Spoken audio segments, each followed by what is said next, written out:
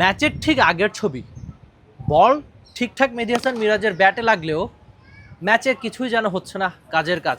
Bowling করাচ্ছেন না captain, ব্যাটিংয়েও run পাচ্ছেন না। আজকে আবার ক্রিস লিনের জায়গায় নেমেছেন। আপনি হয়তো টি-20 ক্রিকেটটা সামান্যতম ফলো করে থাকলে আপনি ক্রিস লিনকে ঠিকই চিনেন, যার নামের সঙ্গে 9,000-এর বেশি রান। তার জায়গায় ওপেনিংয়ে নেমেছেন বাংলাদেশের মেহেদী হাসান মিরাজ। বাংলাদেশের ওয়ানডে ক্যাপ্টেনের ব্যাট একদমই হাসছে না। এবারের এলপিএলে খুব বেশি বড় রানের ইনিংস তিনি কখনোই খেলতে পারেন, অথচ তার দল ব্যাটিংয়ে তাকে ঠিকই আস্থা রেখেছিল। বাংলাদেশ দলে তার ব্যাটিং পজিশন নিয়ে অনেক আলোচনা কথাবার্তা চলতেই থাকে, কিন্তু এবারের এলপিএলে তিনি 4-3 বা ওপেনিংয়েও ব্যাটিংটা করছেন, কিন্তু ওই যে ব্যাট হাসছে না।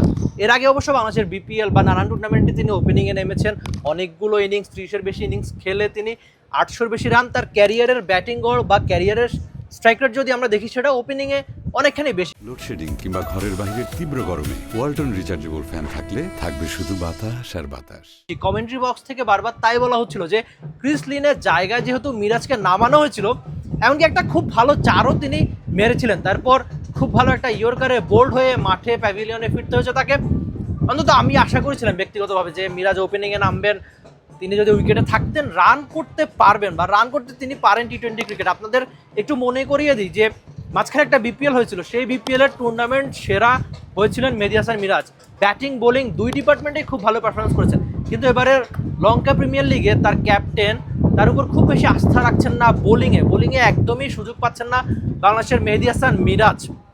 একদমই তিনি খুব ভালো করতে পারছেন না, বোলিংয়ের সুযোগ পাচ্ছেন না। আর ব্যাটিংয়ে যেটা বারবার বলছি যে খুব ভালো রান তিনি করতে পারছেন না। এখন পর্যন্ত 25 রানও তার ব্যাট দেখেনি, যেটা অবশ্যই আক্ষেপের। আর আজকের ডাম্বুলা দেখলো ওপেনিংয়ে নেমে একটা 4-এর পর 5 রানে ফিরতে হয়েছে বাংলাদেশের ওয়ানডে ক্যাপ্টেনকে, যেটা অবশ্যই বাংলাদেশের ক্রিকেট ফ্যান হিসেবে হতাশার। কেননা মিরাজরা যখন এমন টুর্নামেন্ট খেলতে আসে যেখানে শ্রীলঙ্কান ক্রিকেট ফ্যানদের অনেক বেশি উৎসাহ থাকে, আপনি হয়তো আমার ব্যাকগ্রাউন্ডে অনেক বেশি নয়েজ এখন শুনতে পাচ্ছেন, যেটা আপনাকে আশা বাড়াবে যে এই টুর্নামেন্টে হয়তো অনেক বেশি ফ্যান না থাকলেও মানুষের আগ্রহ। শ্রীলঙ্কান ক্রিকেটটা অনেক বেশি ওন করে, তারা বাংলাদেশের ক্রিকেটারদের অনেক বেশি দেখতে চায় এমন টুর্নামেন্টে। বাংলাদেশের অনেক ক্রিকেটার খেলবে বা সামনেও খেলবে, কিন্তু ওই যে মিরাজের পারফরমেন্স অবশ্যই আশা দেখাচ্ছে না এখন পর্যন্ত। তিনি ওপেনিং বা উপরের দিকে ব্যাট করলেও ব্যাটিংয়ে খুব বেশি ভালো করতে পারছেন না। প্র্যাকটিসে খুব ভালো নিবেদনের মেহেদী হাসান মিরাজের দেখা মিললেও ম্যাচে সেই মিরাজের দেখা মিলছে না, যিনি ক্রিস লিনের জায়গায় সুযোগ পেয়েও খুব ভালো কিছু করতে পারলেন না আজকে।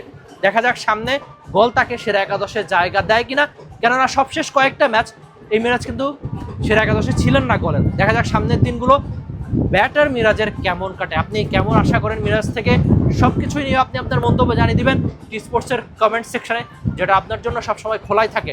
Rifat Emil, T Sports, Dambulla, Sri Lanka. For more updates, subscribe to our YouTube channel and click on the bell icon. Follow us on Facebook and Instagram. Download T-Sports app to enjoy exciting games and highlights. Visit tsports.com.